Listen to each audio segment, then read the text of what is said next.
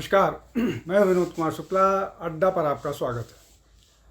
राहुल गांधी ने एक बार फिर वो कर दिखाया जो जिसकी उनसे हमेशा से उम्मीद रहती है।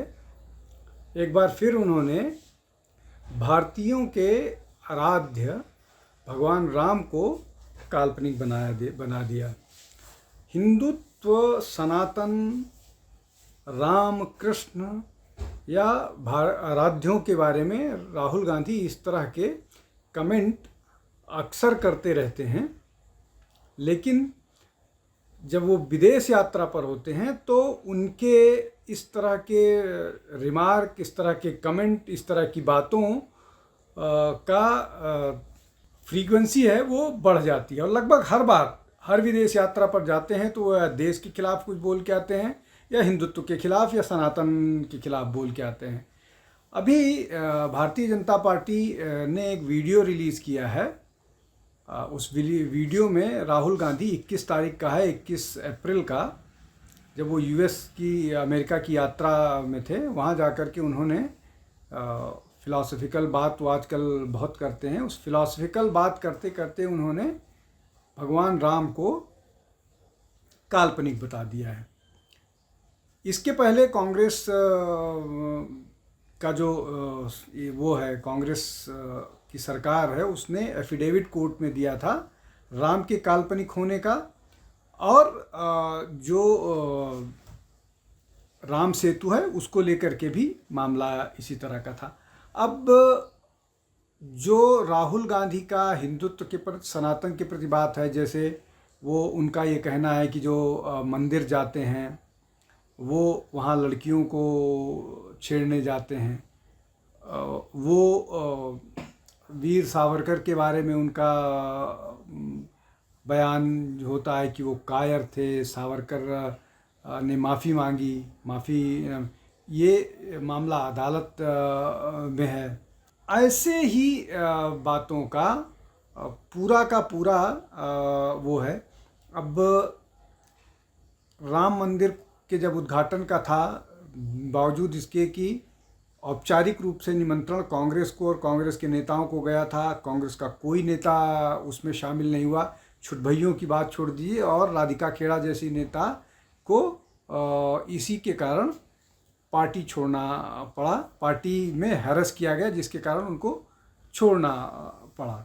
तो राम मंदिर के जब उद्घाटन हुआ था तो उसके बाद हरियाणा में उन्होंने ये बोला था कि राम मंदिर के उद्घाटन के समय तो नाच गाना करने वाले लोग गए थे। मतलब जिस चीज़ को हिंदू समाज इतने लंबे समय से इंतज़ार कर रहा था, और इतने लंबे इंतज़ार के बाद, लगभग 500-550 साल की लंबी लड़ाई के बाद, हर तरह से अदालत से वो मामला जीत करके आया और मंदिर का निर्माण शुरू हुआ। मंदिर के निर्माण के बाद जब प्राण प्रतिष्ठा, और उसके बाद मंदिर का जो जिसको बोलते हैं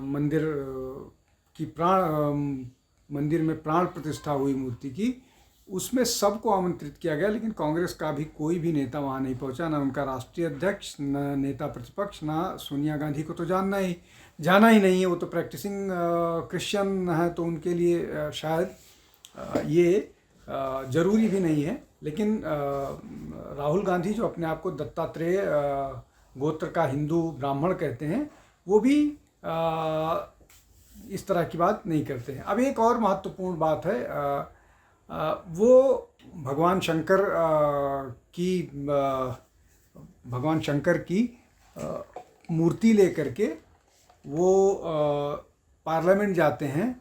पार्लियामेंट में बार बार, जबकि स्पीकर ओम बिरला मना करते हैं कि आप कोई इस तरह का चित्र नहीं दिखा सकते हैं, वो बार बार भगवान शंकर का चित्र दिखाते हैं, और वो बहुत मतलब वो रिडिक्यूल करने के सेंस में होता है, उसमें कोई श्रद्धा भाव नहीं दिखती है। इसलिए कि जिस तरह से वो मूर्ति को रखते हैं, जिस तरह से फ़ोटो को वहाँ रखते हैं, वो अपने आप में बहुत अपमानजनक नज़र आता है। राहुल गांधी ने एक और कमेंट किया था देवता को लेकर के, जब वो टेक्सास में बात कर रहे थे, तो उन्होंने बोला कि देवता जो होता है वो ईश्वर नहीं होता है। देवता को लेकर के उन्होंने अपनी एक अलग परिभाषा गढ़ी थी। उन्होंने देवता को डिविनिटी से नहीं माना था। उनका ये कहना था कि मतलब अजीब सा फिलॉसफिकल बात कही कि जिसकी अंदर से और बाहर से जो फीलिंग्स हैं वो एक हो, वो देवता होता है। अब उन्होंने भगवान शिव को पार्लियामेंट में बार बार पिक्चर दिखा करके बात की। वो मंदिर जाने वालों को बोलते हैं कि वो लड़कियां छेड़ने जाता है। वो राम मंदिर के कॉन्सिक्रेशन में जो जाता है उसको वो बोलते हैं कि वहाँ नाच गाने वाले लोग पहुँचते हैं। वो राम को काल्पनिक बता रहे हैं। वो देवता के बारे में इस तरह की बात करते हैं। और वो हिंदू और हिंदुज़म इस पर भी डिफरेंस करने की कोशिश करते हैं। हिंदू और हिंदुत्व अलग है। तो ये अपने आप में बड़ा बचकाना, या ये कहिए कि दो चीज़ हो सकती है। एक तो ये कि उनको इस विषय की समझ नहीं है तो अपनी इस तरह की बात करते हैं। दूसरा ये डिलिबरेट अटेम्प्ट है भारत में जिन लोगों को पूजा जाता है उनको इस तरह से अपमानित किया जाए, और ये लगातार कहते रहते हैं। इसमें उनका मतलब लगातार इस तरह की बातें वो करते रहते हैं। उसमें कभी वो कोई चूक नहीं करते, और जब मौका मिलता है वो हिंदुओं को अपमानित करते रहते हैं। इस तरह की बात वो और किसी धर्म के बारे में नहीं करते हैं।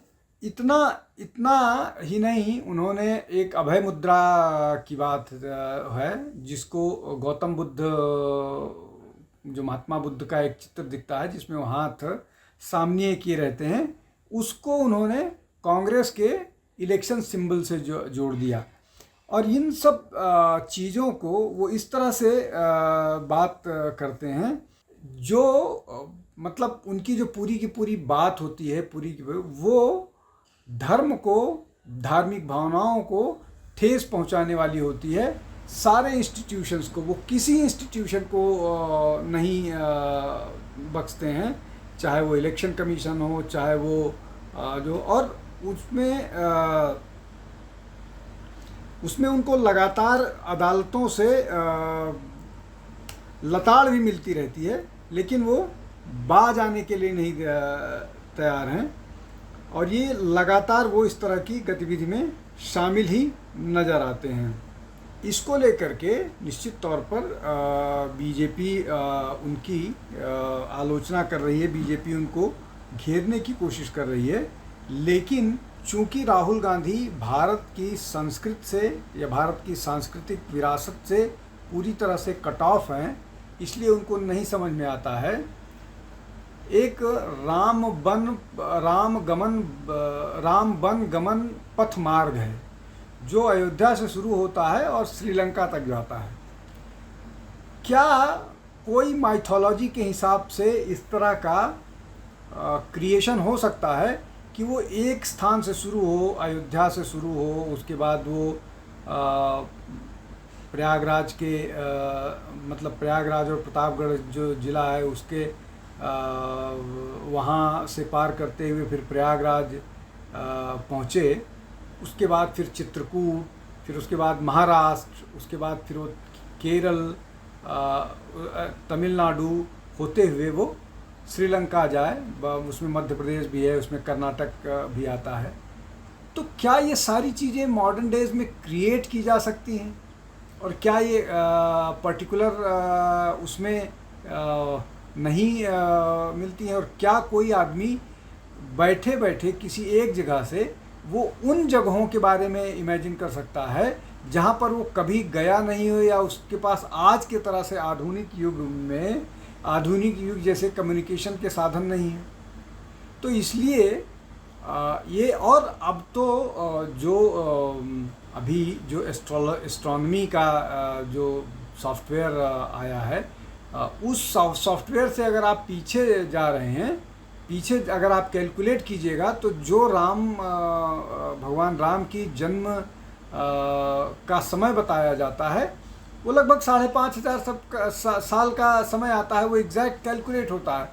ये बातें नहीं समझ में आती है। इस मामले को सिर्फ राहुल गांधी का दो पर्पस है।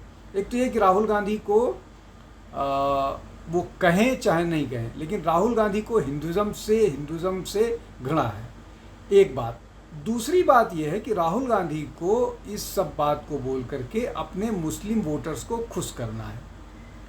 तो ये दोनों पर्पस के लिए वो लगातार इस तरह की बात करते रहते हैं, और सामान्यतः ये बातें वो वहाँ करते हैं जहाँ पर उनको तुरंत इमीडिएटली कोई प्रोटेस्ट ना मिले, और ये उन्होंने इस तरह से किया।